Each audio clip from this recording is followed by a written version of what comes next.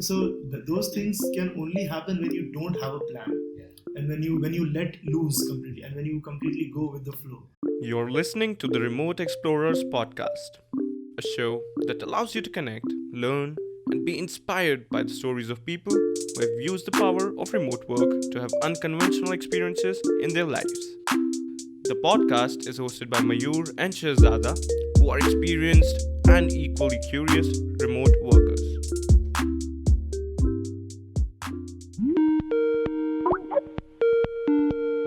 Welcome to Remote Explorers podcast. It's been a long time since we recorded last podcast, so we are quite excited to have Pravin Singh on the podcast. So today we'll hear about Pravin's story of living the corporate life, getting into freelancing, being a digital nomad, traveling through India and Southeast Asia.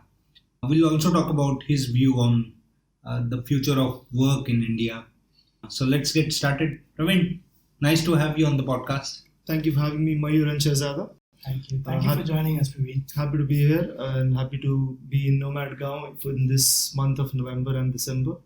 And it's exciting time good to be outside of the house finally after being in lockdown for 6 months of the year. So What's your story? Where did it start? Can we know a little about Pravin in early 20s, mid 20s, and now? Yeah, absolutely. So I think it started from college. There was always an itch of doing something different, of maybe building some type of business. It all started with a funny thing called network marketing, something called eBiz is what I did in college. I think third, fourth year with a few friends of mine, and it was the whole regular thing of going to events, giving talks, and then getting people to doing some sales and all that stuff. So it was not the right type of business, but amazing learnings, because you get to actually do hand-to-hand combat sales, and you have to speak to 100 people directly in front of stage. So stage fear is like killed at that moment. And it's beautiful to learn the nitty-gritties of hand-to-hand sales and all the nuances that no one talks about in business, which you have to go through like day to day and everything. So that's when it started, but I realized that I don't really have any skills that I can actually sell early. So I have to get some type of job. And so after working in 3 years in corporate, I realized that the whole corporate thing is not exactly for me. And working in an office will not really help me travel or do whatever the hell I want or scale up things. And it's not a real ROI of my own time or my day. Because I was working with clients, Fortune 500 clients all over the world. I was working with Mu Sigma, and it was amazing work. It was good atmosphere, at least at that time. So what were you doing for Mu Sigma? I was a business analyst and became a data analyst role. It's like a decision sciences thing and the big data technical world basically. And we were serving a lot of Fortune 500 clients in the US, Europe, and Pan Asia Pacific. And we're doing a lot of technical solutions for them and big data type solutions, which is very still niche and growing. And I realized that I can work in an office and we're all remote still. We are working for Americans and all that. Of course, some people has done the sales and we are sitting here in Bangalore office and working. So why can't I get these clients on my own? So that's when the journey started. There was a guy who was teaching some 6-figure freelancing stuff. Like he was earning 6-7 figures in USD every year. And I took his online course and his mentorship. And in 2016, after 3 years of working in corporate, I just started, let me try it out for a few weeks and let me see what happens. And in February was when I started. March was when I got my first client. And then moving forward in a few months, by August, I had, June, July, I had like 3 clients, consistent revenues. But I was balancing my job, which is like an 8-hour crazy job, and my side business by working at night from 10 p.m. to 2 a.m. literally every day. And there was like no life. I was living no life. It was pathetic, but it was amazing. Like I was always in flow state. I was managing a team. I was a manager. And in my day job, I was a client services guy in my night job, which I was doing. And all weekends I was working, every weekend. There was not a single weekend when I went out, nothing I did, like no social life, no life at all. Like maybe 1 or 2 weekends I just took a break because I was just going to collapse, like easily working 80 to 100 hours a week. And that's when I had to make a decision, and Independence Day was coming. August 15th. Which year was that? 2016 was my Independence Day also. So I just decided like that's it. I'm out. I just gave my notice period and all that, and decided to move out. And that's when the whole remote thing started, basically. So all this hustle that you're talking about, the motive for that was to get independence, the freedom to be able to travel. Was that the aim? So travel is one part of it. I think everyone should have location independence. That is one part of it, definitely. But I think also another part was controlling my day itself. Like, why should an office be from 9 a.m. to 6 p.m. or from, I don't know, some people have from 1 p.m. to 9 p.m. right? Yeah. So I don't like those definition of hours. I want to define my own hours, and I want to do my own work. Like, I understand I'm going to do this work, and but I can work. Sometimes I'm really in flow at night. Now I work at night. And then also defining my hours and defining my projects. So in corporate, you can't really define your projects. In freelancing, you can. Like, I like to work in prediction analytics. So I will go and do prediction analytics. I'll try to learn machine learning and all that stuff. And that's my interesting thing. But I would not want to do things which is really boring to me, right? Like some Excel shit or something with data numbers which I don't like to do, right? But which is given upon a lot of corporate people, and they do it tirelessly just for a sake of the salary or whatever it is at the end of the day. So yeah, those many things. It has to be about your time, about your control, and freedom has been a core value for me. Like freedom from an employer per se. So of course, so you're never completely free. I still have 4 clients, and it's not like they're my boss. I can technically stop the relationship anytime. So there's many things, and location independence was one of them. So funny part is freedom comes in almost every podcast that we record. We did one episode with Lucky Ali where we talked about freedom a lot, and I think we tend to overplay the word freedom because ultimately, as Lucky Ali said, there is no freedom. Yeah. If there was freedom, we would be floating in the air. space. Yeah. True. Yeah. Absolutely. But yeah, I think the whole idea is to be able to take charge and be responsible of your time, the place that you're in, and the work that you're doing. With all those dimensions, when we use the word freedom, it just tends to gives you the responsibility that you cannot blame anybody else. Yeah, so it's more about accountability, being accountable for what you do. Absolutely. Yeah, so my journey of living corporate life started back in 2014. I think something similar. We all had the same journey, right? You've been to the same places that I have been to, and now we are here together. So it's nice to have like-minded people around and sharing the same stories, same ethos. Yeah, I mean, Pravin, I'm really interested to know the transformation that you have seen in yourself, because we've been living together now in Nomadgaon for a couple of days, and we've had very personal conversations with each other. And I think even yesterday when we were out, we were discussing about how much solo travel or travel really impacts you on a very human way, how you shift the perspective of how you look at the world. I want to know the transformation that has happened in your life before the travel happened and now when you are on the journey of traveling. Right, absolutely. So I think I remember doing a few solo trips even during corporate. When I was in corporate, I just took a week off and went to Goa, and I was in South India, somewhere in Chennai or Pondicherry. And I've done these things completely solo because the problem with groups, and I love going out with groups and with my friends, that's amazing. But with solo travel is when serendipity and a couple of interesting things come together, and you really don't know what will happen by the end of the day. And the things that you would do, like yesterday we went out, right? We didn't know that we'd go to a beach or which beach we'd go to, but we ended up at some beach or the other. Twice. Absolutely. So those things can only happen when you don't have a plan, and when you let loose completely, and when you completely go with the flow. Just to give a little context to what happened yesterday to the audience, we went to a beach and it was too crowded, and we asked somebody else which is the closest next beach. We started to go to that next beach, but we took a 5-kilometer U-turn and came to the same beach. So that's what happened, yes. And I think what happens in solo travel is you are putting yourself out of your comfort zone, because when you're always with friends, you have someone to talk to, you have someone to sit with.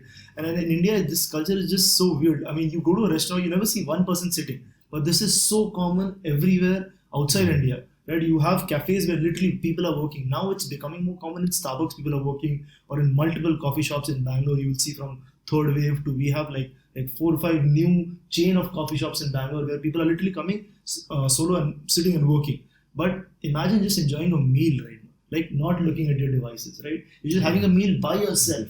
You're just there with your own thoughts, with your own head. Are you really comfortable by your own self? Because that would help you even in having relationships with other people. People jump into relationships with other people as a crutch. Like, oh, you're there with me. My girlfriend is there with me. My boyfriend is there with me.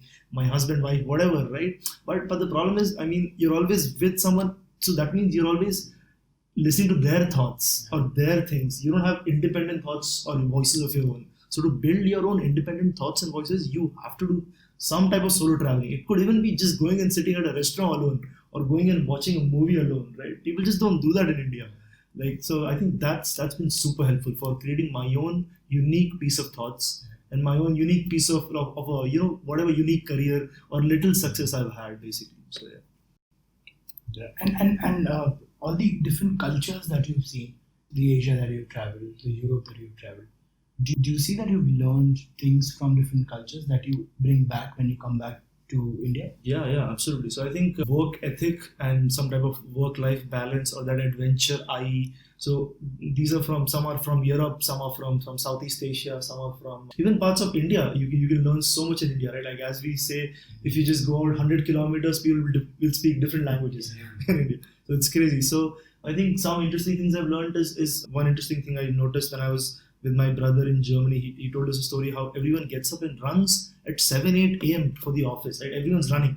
And at 2 p.m., the standing desk goes up and everyone's like standing and working for the last 1 hour and everyone's wrapping up work. At 3 p.m., everyone's rushes back to home. They change their dress to their workout clothes and everyone's off either to a mountain, to a beach or to some adventure place. And they're doing their hikes or their mountain thing or whatever thing they have. And that's like a rigorous thing. And they'll do it for 2 hours every day after their work. It's scheduled. The work cannot go beyond 2 p.m. So they have to finish the work, right? There is no concept of work going beyond that. And that's how they're so effective, right? Like I have to go climb that mountain or whatever they have to do. So I think that's amazing. So I have tried to build in routines here or wherever I am. Like I'll go surf in the morning and then I'll continue my work or whatever. I have these habits or these things that I can build.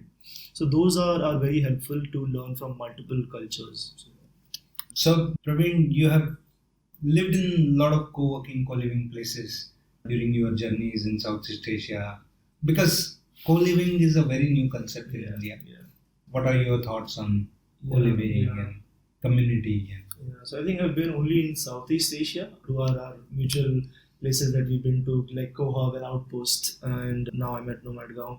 So I think it's a very, very niche and a unique thing where people who are just location independent come together. And it's interesting to meet such people. Like last year I was at Kohab for almost a month. And it's interesting, someone just studied, someone's taking a year off, someone's doing a PhD, someone's just has a normal job, but he can travel. It's like a remote job. And so it's like you meet these diverse set of people, right? And they all have their own worldviews. So when you talk to them, you can learn so much from them because not each view will match yours, right? And it should not. I try to meet people as much different they are from me, and also as much alike they are, because that's when the magic happens. That's when the tube light happens in your brain, where you can think of whoa, damn, he's living a different life. So yeah, I think that's very helpful. And from a co-living perspective, what happens is if you're there in like a single building, or if you're working in a single office, you of course have to meet them. You meet them in breakfast, you meet them at lunch, you meet them at dinner, or you go out together on events or on adventures. So I think there's a healthy amount of discussion and a healthy amount of interaction that happens. So I think that's absolutely fun. And then there's a huge amount of learning that happens in that. And of course, friendships, relationships, whatever, and all that stuff. So yeah. So post pandemic, how do you see the culture of co-living or remote work evolving in India? Yeah. I think that day you were talking at a dinner table, someone said, I think I'm an average guy and I'm traveling, so I think a lot of India will be traveling. And I think that's true. Like a huge amount of people have come to Goa, a huge amount of people have gone to Himachal, or the two hotspots in India. So it is definitely going to grow. And the fact that the FANG companies, the Facebook, Amazon and all have done work from home for the entire year and for 2021 to some companies. So that would help all these startups and the small companies to also, approach at least a little bit of remote first, if not completely. So there's a lot of challenges in India because this micromanagement is a huge thing, which is why I left corporate. But thankfully, not all companies are like that. Not all managers are like that. I think the new generation managers are now pretty much off, and Yeah, absolutely. So I think it will definitely pick up. The only thing is how people manage their work and the other part of their life that they have, and how they really are, because freedom comes with discipline too, right? You need to have, only because I did that hustle early, I was able to get that freedom, and only now that I have that freedom, I have to get up and work too. It's not like I'm chilling all day at a beach. My retirement is not to sit and have pina coladas at a beach, right? My retirement is to actually work at projects that I enjoy, that are fulfilling to me, because that gets very boring. I was at a marketing event in Thailand this year, and he said that the retirement is a pipe dream, right? And everyone approaches this retirement, but you will be bored in 2 weeks sitting at the beach and having pina colada and scrolling through Instagram, right? oh yeah, It's going to be boring as fuck. So the only way to do it is to find work that you really enjoy. It could be anything. It could be a job you enjoy. It could be an event you're running or whatever. And then mixing it with your lifestyle that you want to live, like a ideal lifestyle. So yeah, I think it starts from there. So what's your ideal lifestyle? I think I still have to find it, but I have this nice note in my Evernote where I keep adding ads. It's called Ideal Day and Ideal Year. So my ideal lifestyle is living 3 months in each country in a different climate, in a different area. Like 3 months of October, the Q4. We are going through Q4 right now. Quarter 4. October to December should be in a beach area.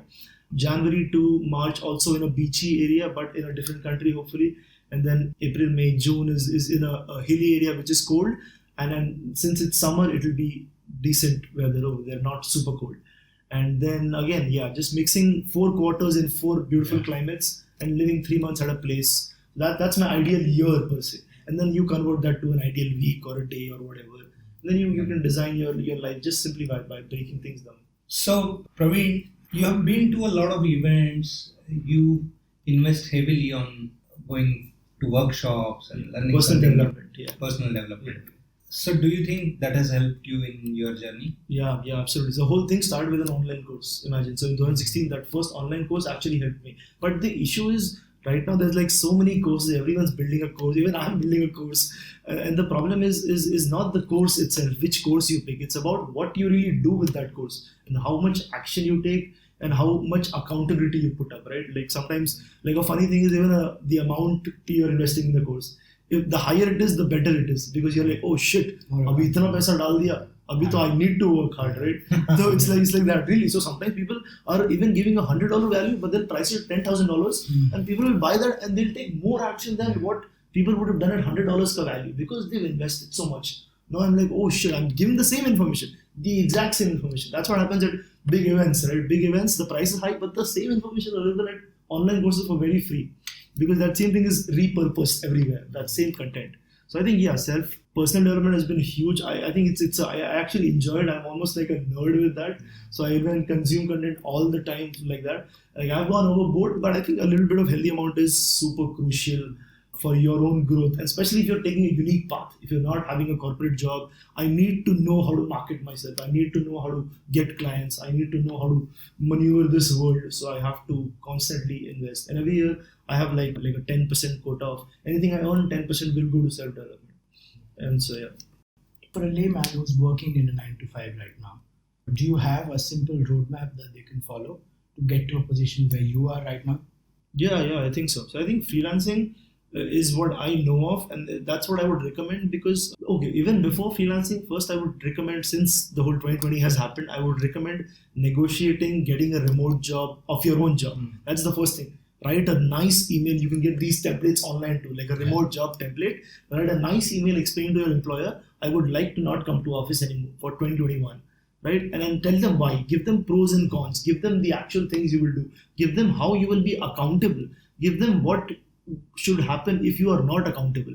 And write this nice detailed email to your employer or your manager or anyone, and just literally ask for it. Right? That's the first step I would say. If anyone wants to go remote, just try to convert your own job. This is in classic Tim Ferriss's book itself, 4-Hour Work Week, right? Who started it all in 2008, 4, whatever. So that's what I would recommend first. If that does not happen, try to get a remote job in your own field, in your own niche, whatever area that you're good at. If that does not work, then you have to find a new approach, right? Where you can leverage your own existing skills, existing technology stack, or existing whatever you want to do. Basically, you want to explore, and freelance is like the fastest way, because in 3 months you can get 3 clients and completely change the shape of your cash flow, your income, and your life if you want, right? If you're doing it in a strategic manner. Yeah. So these are 3 top things I would recommend. And going into online business, that's a crazy another world altogether. If you want to maneuver that, because that's a different topic altogether. But yeah, these 3 would be the simplest one for any 9 to 5 person who wants to quickly do that, like in 6 months, 12 months. So yeah. So what are the resources do you recommend for someone who wants to start with freelancing? Yeah, so I've personally used a lot of Upwork. Upwork is a platform that is a marketplace that connects freelancers and clients. But there are multiple ones and now there are also niche marketplaces coming up. That means for data science, you will have a marketplace called Experfy. For development, you will have a marketplace called Remote Code or Remote something. So there's multiple niche marketplaces coming up. I would recommend building a nice portfolio of whatever work you've done before, understanding where, and market research, going into these marketplaces and understanding what people are actually paying for, where clients are spending big money, or money that you want, basically where your dream client really is. That is, market research is a huge thing, huge important, which everyone does not do. They try to register a profile on Upwork or Fiverr and then they blame the system. Oh, it did not work for me. And a lot of people are not able to understand what their time is worth.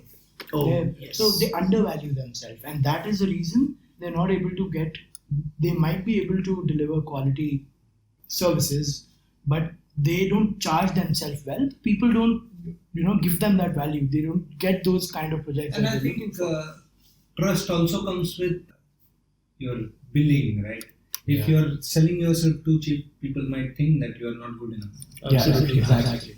Another next question is how to get the value that you deserve. Yes, that is a good question. I actually even write about this quite a bit. So I think what I do tell people in India, everyone goes by salary or package. Oh, मुझे 50,000 per month की salary है या मेरा 10 lakh का package है. So a simple thing is to I forget the number, but divide your package by 50, or there's some very simple number calculation. I think we were talking SHAHZADA the other day of how Kunal Shah and Beer Biceps podcast they were discussing of how important it is to know your hourly rate, because that will be very useful not in let's say you're chilling out to decide, but in outsourcing stuff. Like if I have to go pick up some document from somewhere or do something really small, and let's say your hourly rate is $100 per hour, you can literally outsource that to Dunzo or to anyone, or just tell someone to go do it for you, right? And you can focus on your work or increasing your hourly rate. Like Naval Ravikant famously says that his aspirational hourly rate when he was begging on the streets of India or when he was starting to work was $5,000 per hour. And he's making not even $5 per hour. So his aspirational hourly rate was that. And now he's not even available for hire, right? He's worth millions of dollars and stuff like that. So the idea is to find your hourly rate. There are many hourly rate calculators that you can find online. And the simplest trick is also dividing your package by 50. You get that number in dollars per hour.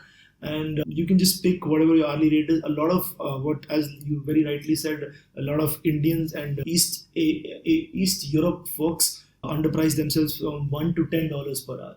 But I just want to tell everyone that I know people who charge from $100 to $999 per hour or even more, and they are hugely successful. Because I remember a conversation I was having in my second year of freelancing.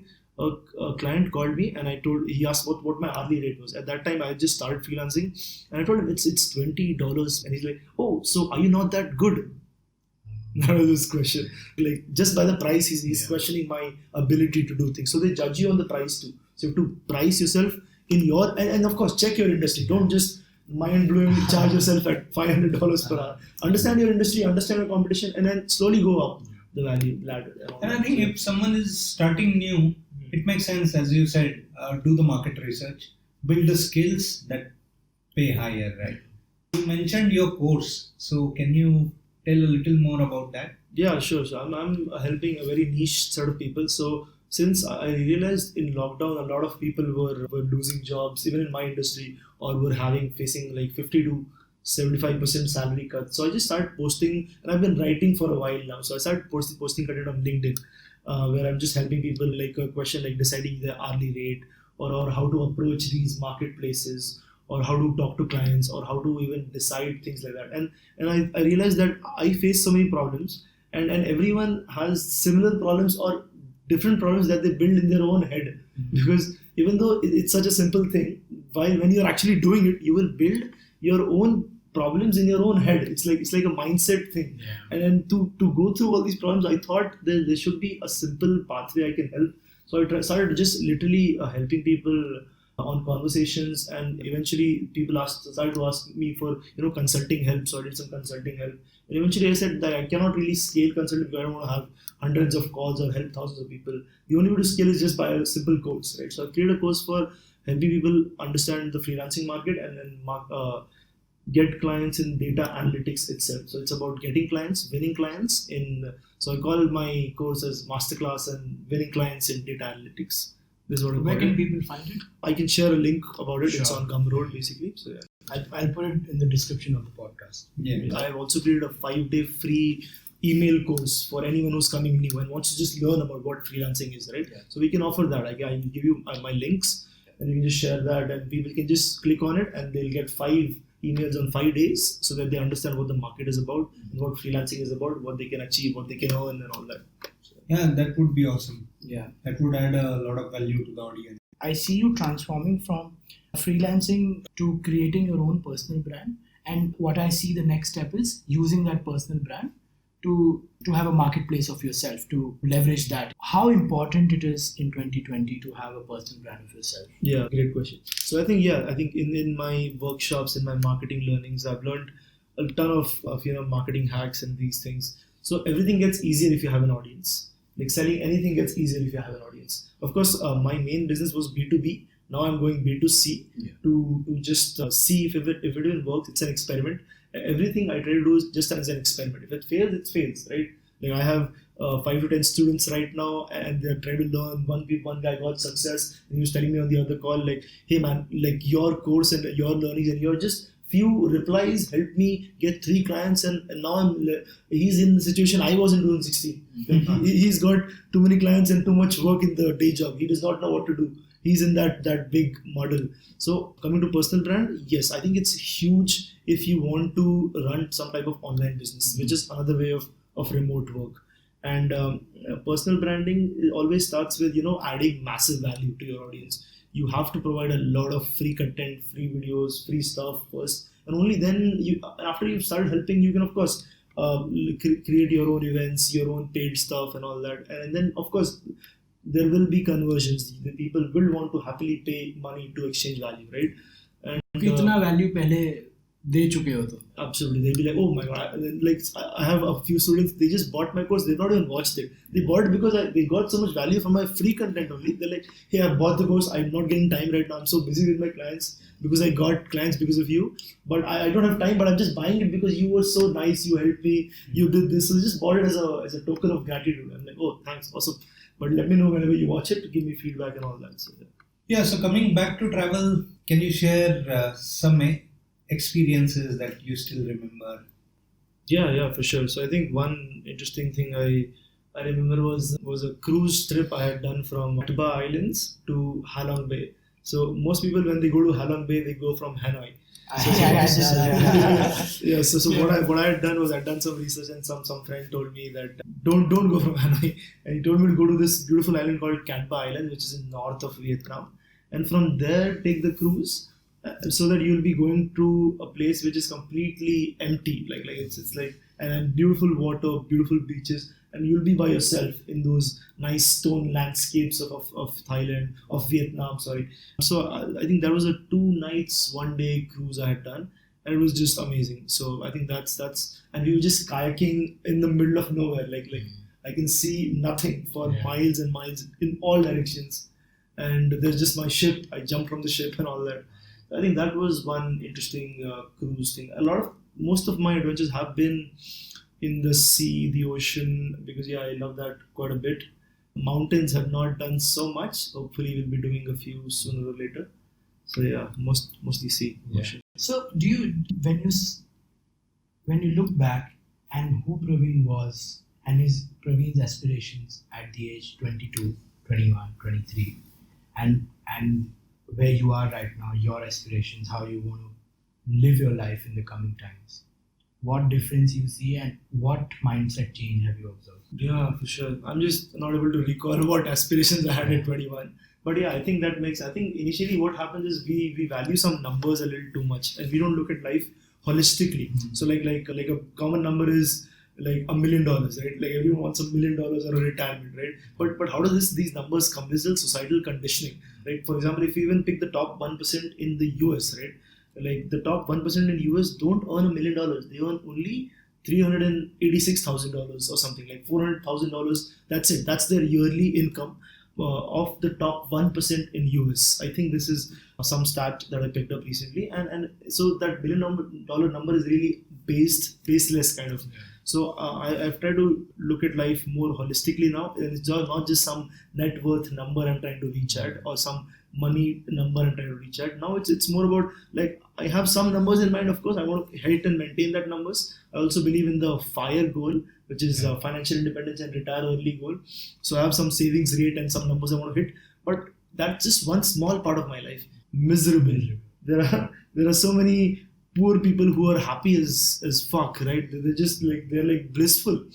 So yeah, I think it's like really a balance of multiple areas of your life. So there's a course on Mind Valley. Mind Valley is the website run by Vishen Lakhani. Yeah. So he has a course called Life Book, which talks about that there are 12 aspects of life that one needs to give equal priorities to, which includes health, relationships, intellectual knowledge that you want to gain, the books that you want to read, or say the experiences you want to have, spirituality, and then career and wealth. But a lot of people in the world, they spend 80 to 90% of their time thinking and working about career and wealth. Yeah. But that is just two aspects of the 12 thing. So yeah, I mean, what you're saying is right. But that comes once you achieve certain goals that you set for yourself, and then you realize that, oh, this is not it, right? There needs to be other aspects that needs to be taken care of. So, would you ever want to buy a house? Where exactly? Just just in general. So I think that's a tough question to ask a nomad, right? So my home base has been Bangalore for a while now. So definitely I've been thinking about moving somewhere. So but I think buying a house is a very, very like a big question because I think it's a big expense. And we are more like, I think this generation is more the renting kind. You can always just rent and go anywhere. So I try to avoid that question most of the time. But I have thought about it. I've definitely thought about it because it's an interesting type of investment that I can do apart from all the other investments that I have. The rental income could be a great passive income that can even let me leave some type of work that I don't enjoy, which I'm sometimes doing with clients, right? Like I would have that cushion that, oh, if everything happens, I can have that rental income. So yeah, I've thought about buying a house in maybe Goa or in some place outside India, in like a beach spot or a mountain spot, which is close to nature, and then I can literally properly live, and there's access to internet, there's access to community. So if those things really meet and my financial goals are set and I have the cushion capital to actually invest and not take loans, I hate debt. So I think I would think about it for sure. But yeah, it's not anytime soon, hopefully. So, what are your thoughts about us trying to build this digital nomad community in Goa? So I think, yeah, it's a great concept. It's definitely picking up in India. Like we know just a handful of digital nomads over the years, but after 2020, I'm definitely hoping it really picks up and it grows quite a bit. Even in my friend circle, I'm seeing people leaving to Goa, leaving to Himachal, and actually working from various locations just all over India itself. So imagine what will happen when the borders open up, right? All that frustration of the lockdown, all that months of the lockdown will come out. People will go everywhere. And I think we should really help. I would be happy to spread the word about this community because what happens if you go to a hotel, if you go to an Airbnb, you're just on your own and you're just in your own silo, in your own head. So it's great to go out and actually meet people and enjoy it. So yeah. And go to the same beach twice. Thank you, Pravin. Thank you for joining us. Yeah. This is our first physical podcast where me and Mayur are sitting together and interviewing someone. So I have come to Goa. It's been 15 days. Wonderful to be with MAYUR and meeting amazing people like Pravin. Thank you, Pravin, for joining us. Likewise, man. Thanks, Mayur and Thanks, Shahzada. Pravin. Stay tuned for the next episode, which will be released next And Wednesday. please click on the link to find the free course, Pravin's The free course. email course by Pravin. We'll put the link in the description. And please don't forget to connect with us on Instagram.